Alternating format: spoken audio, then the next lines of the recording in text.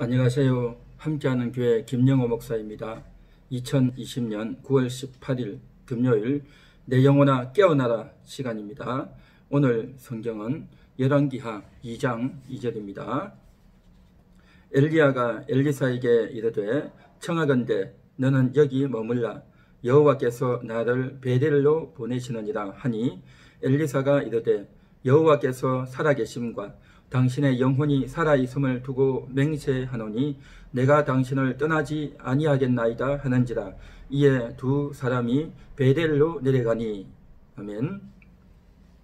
오늘 성경에서 보면 여호와께서 살아계심과 당신의 영혼이 살아있음을 두고 맹세한다 라고 엘리사가 엘리야 선지자에게 그렇게 고백하는 말씀입니다. 이 본문의 말씀은 엘리야가 이제 자신의 사역을 다 끝마치고 하나님의 부름을 받고 이 지상을 떠나기 직전 이제 자기의 제자들과 작별하고 이제 나는 하나님께서 부르시는 대로 가노라 라고 이야기합니다. 그럼에도 불구하고 엘리사는 스승 엘리야의 그러한 능력과 또 하나님께서 스승인 엘리야에게 주신 특별한 권능을 자신이 전수받기 원하는 마음에서 엘리야 선지자에게 이렇게 고백하면서 간청을 하고 있는 것이죠. 그런데 엘리야는 자신의 제자인 엘리사가 이렇게 간청하는 것이 조금은 부담스럽습니다. 왜냐하면 엘리야는 자신이 이제는 지상에서 최후의 순간을 맞이할 것이다 라는 것을 깨달았어요. 이미 그것을 감지했기 때문에 그 마지막 순간 홀로 조용히 지내고 싶은 그러한 마음이 있었기 때문입니다. 또한 엘리야는 자신이 하나님께서 자신을 하늘로 성천해 주실 것을 알고 있었습니다. 그래서 너무나도 영광스러운 그 모습을 이제 다른 사람들에게 보이는 것이 조금은 쑥스럽기도 하고 또 자신의 그 영광스러운 모습을 자랑하듯이 보이는 것이 아니라 오히려 겸손한 모습으로 보지 않았으면 하는 그러한 마음도 있었던 것 같습니다. 또한 이제 자신이 떠나가기 전에 엘리야는 자신의 대를 이어서 사역을 하게 될 엘리사가 그렇게 사역하게 될 것이라는 것을 알았습니다. 그럼에도 불구하고 그는 엘리사가 이제 얼마나 스승을 닮고 싶어 하는 그러한 마음과 열정과 진실함이 있는지를 알고 싶은 그 엘리사의 충성과 사랑을 시험하고 싶은 그러한 마음도 있었던 것 같습니다. 어쨌든 그래서 지금 엘리야는 길갈에서 이렇게 고백하면서 너는 더 이상 나를 따라오지 말라 여기 머물라 라고 이야기를 합니다. 그러자 엘리사는 여호와께서 살아계심과 당신의 영혼이 살아있음을 두고 맹세하노니 내가 당신을 떠나지 아니하겠나이다 라고 이야기하면서 끝까지 따릅니다. 그러자 이제 엘리야가 길갈에서 이제 다른 곳으로 옮겨갑니다. 어디로 가느냐 하면 베델로 옮겨가는 겁니다. 그러니까 엘리사가 또 따라갑니다. 이제는 베델에서 또 그렇게 뛰어놀려고 하니까 또 따라옵니다. 그래서 이제는 베델이 아니라 다시 여리고로 갑니다. 그러니까 엘리사가 또 여리고로 따라갑니다. 여리고에서 이제 엘리야가 요단으로 가니까 요단까지 따라가는 겁니다. 대충 지리적으로 설명을 하자면 가운데 길갈이 있다고 하면 길갈에서 베델로 갔습니다. 베델은 길갈에서 서쪽에 있는 지역입니다. 그런데 그 서쪽으로 갔던 엘리야가 이제 다시 여리고로 갑니다. 여리고는 다시 동쪽입니다. 동쪽인데 처음 있던 길갈보다 더 동쪽에 있는 지점이 여리고입니다. 그리고 그 여리고에서 또 동쪽인 요단으로 갑니다. 그래서 길을 지그재그로 이쪽 저쪽으로 가는데도 불구하고 자신의 제자를 띄워놓으려고 가는데도 불구하고 엘리사는 끝까지 따라가면서 여호와께서 살아계심과 당신의 영혼이 살아있음을 두고 맹세한다 라고 이야기하면서 그렇게 고백하고 있습니다. 오늘 우리가 살펴보기를 원하는 것은 이것입니다. 당신의 영혼이 살아있음을 두고 맹세한다 라고 말하고 있습니다. 스승 엘리야의 영혼이 살아있다 라고 이야기를 하고 고백하는 것이죠. 살아있다는 말이 뭘까요? 죽어있지 않고 살아있다고 하는 것이죠.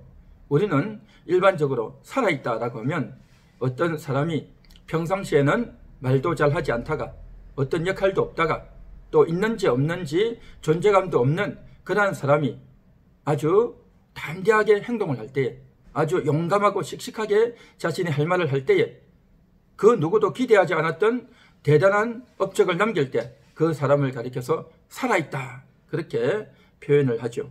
그런데 오늘 성경에서 보면 엘리사가 스승 엘리야를 가리켜서 당신의 영혼이 살아있다, 그렇게 표현하고 있습니다. 영혼이 살아있다. 당연히 살아있죠. 스승의 영혼이 살아있지 않겠습니까? 그러면 스승의 영혼만 살아있겠습니까? 스승의 영혼뿐만 아니라 다른 여러 생도들의 영혼도 다 살아있는 것이고, 엘리사 자신의 영혼도 살아있는 것이고, 또한 이 세상에 있는 모든 사람들의 영혼은 다 살아있는 겁니다. 영혼은 죽지 않아요. 영혼은 영원한 겁니다. 이 세상에 태어나서 살아가는 동안, 이 세상을 떠나서도 영혼은 다 살아있습니다. 그렇다고 한다면 엘리사가 엘리야를 향해서 당신의 영혼이 살아있다 라는 것은 너무나도 뻔하고 당연한 건데 무슨 이런 고백을 한단 말일까요? 자, 여기서 영혼이 살아있다라고 하는 개념을 생각하기를 원합니다. 영혼이 살아있다라고 하는 것은 그 영혼의 존재 자체가 살아있다라고 하는 의미가 아닌 것입니다. 여호와께서 살아계심과 당신의 영혼이 살아있음이라고 이야기하는 것은, 우리 사람의 영혼이 살아있다라고 하는 것은 그 존재가 살았느냐 죽었느냐를 말하는 것이 아니고 하나님과 관계가 맺어질 때 그것을 가리켜서 살아있다라고 말하는 것이죠. 하나님과 관계가 없는, 하나님을 믿지 않는, 예수님을 믿지 않는 그러한 존재들, 그 영혼들은 영혼 자체는 살아있죠. 그러나 하나님과 예수님과 관계가 없기 때문에 그런 영혼을 가리켜서 죽었다라고 말하는 것이죠. 그러나 오늘 이 방송을 듣고 있는 많은 분들은 하나님을 믿고 예수님을 믿는 분들일 겁니다. 그러므로 여러분의 영혼은 살아있는 줄 믿습니다. 왜냐하면 하나님과 관계가 있기 때문에, 예수님과 관계가 있기 때문이죠. 그런데 오늘 엘리사가 말하는 당신의 영혼이 살아있다라고 말하는 것은 단순히 하나님과의 관계뿐만 아니라 자신의 스승 엘리야가 얼마나 하나님을 신뢰하고 또 하나님이 살아계심을 이제 최고 권력자였던 아합 왕에게 가서 하나님의 말씀을 대담하게 선포할 수 있었던 것. 내가 다시 찾아오지 않으면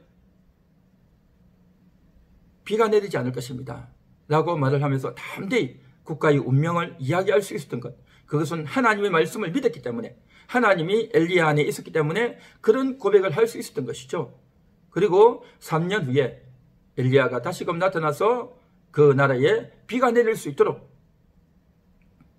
기도의 시합을 벌여서 바알과 아세라의 선지자 850명과 함께 기도의 시합을 벌일 수 있었던 것. 이 모든 것들이 다 뭡니까? 하나님이 엘리야와 함께 하셨고, 하나님이 얼마나 영광스럽고 하나님이 얼마나 대단한지를 엘리야는 알고 있었고, 엘리야와 하나님과 엘리야는 그만큼 관계가 또 그 교제가 상당히 깊고 대단했던 겁니다.